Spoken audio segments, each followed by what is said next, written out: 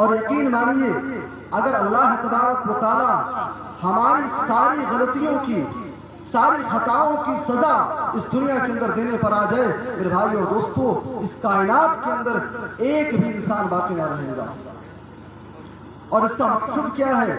لعلہم یرجعون، تاکہ ہم اللہ کی طرف رجوع کر لیں، تاکہ گناہوں کی زندگی چھوڑ کر کے اپنی ہم اصلاح کر کے ایک اللہ کے دین پر عبادت کے راستے پر قائم ہو جائیں. میرے بھائی اور دوستو آج جمعہ کا دن، جمعہ کے خطبے ہوتے ہیں، جلسوں کی تقریریں، آج سب کے پاس موبائل فون موجود ہیں، دنیا بھر کے علماء کی تقریریں موجود ہیں، لیکن بڑا افسوس ہوتا ہے آج سب کچھ ہونے کے باوجود آج ہمارا سماج، آج ہماری سوسائٹی، آج ہمارا معاشرہ دن بدن بگڑتا ہی چلا جا رہا ہے. اور اس کے بنیادی اسباب میں سے میں ایک دو سبب بیان کر کے بات ختم کروں گا. سماج کی بگاڑ کا سب سے پہلا سبب عقیدے کا بگاڑ. بھائی جس قوم کے مسلمانوں کا عقیدہ گڑبڑ ہو، جس قوم کے مسلمانوں کا عقیدہ خراب ہو اللہ کے بارے میں، نبی کے بارے میں، جس قوم کے مسلمان ایک طرف لا الہ الا اللہ کا اقرار کرتے ہوں اور دوسری طرف غیروں سے منتیں مانگتے ہوں، غیروں سے امیدیں رکھتے ہوں، غیروں سے اولاد کی توقع رکھتے ہوں، غیروں کے درگاہوں پر مزاروں کے چکر کاٹتے ہوں، جس قوم کے مسلمانوں کا عقیدہ خراب ہو میرے بھائی اور دوستوں پھر ایسی قوم کبھی نہیں سدھر سکتی ہے. سورہ انعام کے اندر اللہ تبارک و تعالیٰ نے ایک اصول کی بات ذکر کی ہے، ایک قاعدے کی بات اللہ نے بتلائی ہے. فرمایا الذین آمنوا ولم یلبسوا ایمانهم بظلم اولئک لهم الامن وهم مہتدون. فرمایا کہ جو ایمان لائے اور ایمان لانے کے بعد انہوں نے اپنے ایمان کو، اپنے عقیدے کو شرک کے ساتھ نہیں ملایا، ایسے لوگوں کے لیے امن و امان ہے اور ایسے ہی لوگ ہدایت یافتہ ہیں. میرے بھائی اور دوستوں اگر سماج کی اصلاح کرنی ہے تو سب سے پہلے عقیدے کو سدھارنا پڑے گا. سماج کے بگاڑ کے اسباب میں سے دوسرا سبب نوجوانوں کا بگاڑ. بھائی نوجوان کسی بھی قوم کے اندر ایک ریڑھ کی ہڈی کے مانند ہوتے ہیں. ایک سماج، ایک معاشرہ، ایک سوسائٹی ایک جسم کے مانند ہے اور اس جسم کے اندر ریڑھ کی ہڈی کے مانند نوجوان ہیں. اور آپ جانتے ہیں کہ اگر ریڑھ کی ہڈی ٹوٹ جائے تو انسان زندہ لاش بن کے رہ جاتا ہے.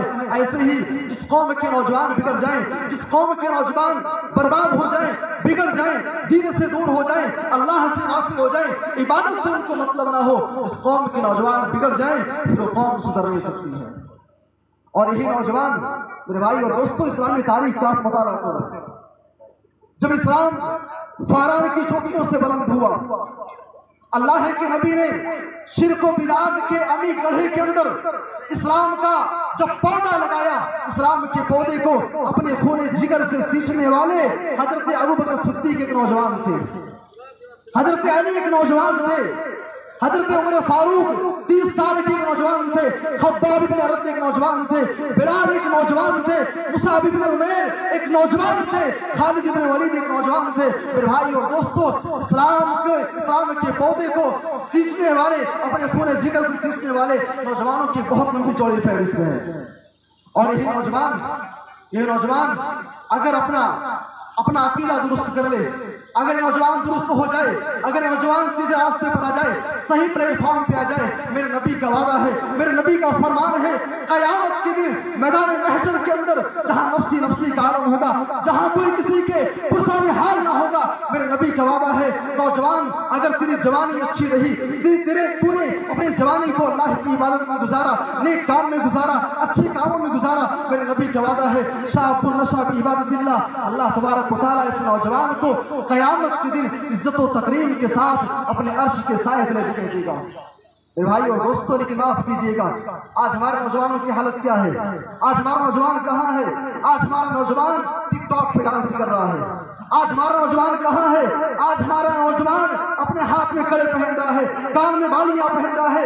آج ہمارا نوجوان کفار کی، یہودوں کی، غیروں کی مشابہت اختیار کر رہا ہے. اللہ کے نبی نے 1400 سال پہلے جو پیشین گوئی کی تھی آج وہ سچ ثابت ہوتی ہوئی दिखाई दे रही है। सही बुखारी के अल्फाज हैं, अल्लाह के नबी कहते हैं लतत्तबिउन्ना सुनन मन कान क़ब्लकुम, ऐ लोगों याद रखो एक ऐसा दौर आएगा, एक ऐसा जमाना आएगा कि मेरी उम्मत जो ला इलाहा इल्लल्लाह पढ़ने वाली है, जो मुसलमान है, जो नेक लोग होंगे, ये कुफार की, यहूदियों की, ईसाइयों की बदीब तहजीब को अपना लेंगे। मुसलमानों का पहनावा गैरों जैसा होगा, उनका खाना, उनका पीना, उनका उठना बैठना।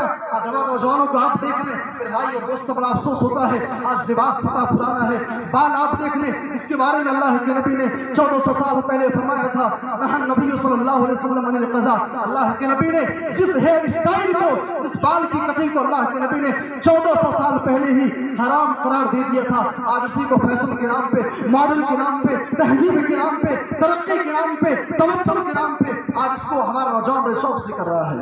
मेरे भाई और दोस्तों, समाज के बिगाड़ के असबाब में से दूसरा सबब नौजवानों का बिगाड़। और एक आखिरी बात ध्यान करके बात खत्म करता हूँ, समाज के बिगाड़ के असबाब में से तीसरा सबब, मेरे भाइयों, आज एक मुसलमान होने के नाते, एक मुसलमान होने की हैसियत से आज हमारा अखलाक कैसा है, हमारा कैरेक्टर कैसा है, हमारा किरदार कैसा है। मेरे भाइयों, अपने नबी को देखो, जिस नबी का हम कलमा पढ़ते हैं, जिस नबी के उम्मती होने का हमें फख्र है, हमारे नबी का अखलाक कैसा था, हमारे नबी का किरदार कैसा था। अभी आपने नबूवत का ऐलान नहीं किया है, सही बुखारी के अल्फाज हैं, सही बुखारी के सफ़ात पर यह मंजर आज भी देखा जा सकता है। मेरे भाई और दोस्तों, अल्लाह के नबी हिरा की गार में हैं, वहां से वापस आते हैं, अपनी बीबी खदीजा से कहते हैं, ऐ बीबी खदीजा, आज जो वाक़या मेरे साथ पेश आया है इतना डेंजर है, इतना खतरनाक है, लक़द खशीतु अला नफ्सी, मुझे तो डर लग रहा है कहीं मैं बर्बाद ना हो जाऊं, मुझे अपनी जान का खतरा है। ऐसे मौके पे आपकी बीबी खदीजा ने अल्लाह के नबी को फरमाया, कल्ला वल्लाही मा युख़ज़ीक अल्लाहु अबदा, अल्लाह तबारक व तआला कभी भी आपको ज़लील ना करेगा। इन्नका लतसिलुर रहीम, आप लोगों के साथ सिला रहमी करते हैं। व तहमिलुल कल, आप मजबूरों के दाता हैं। व तक़सीमुल मादून, आप गैरों के लिए, लाचारों के लिए, गरीबों के लिए कमा करके आप खुद देते हैं। व तक़रीउज़ ज़ैफ़, आप मेहमान नवाजी करते हैं। अल्लाह तबारक व तआला ऐसे भले इंसान को ज़ाया न करेगा, बर्बाद न करेगा। हमारे नबी का अखलाक क्या था? आज नौजवानों को देख लो, आज हमारे नौजवानों की हालत क्या है भाई?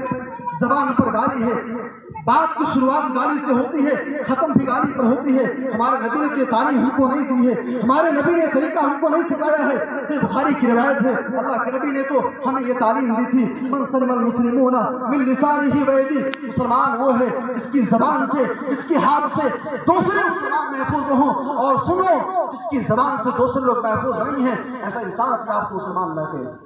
मेरे भाई और दोस्तों, ये हमारे नबी का अखलाक था। अगर समाज को सुधारना है तो आज हमें अपने अखलाक को दुरुस्त करना होगा।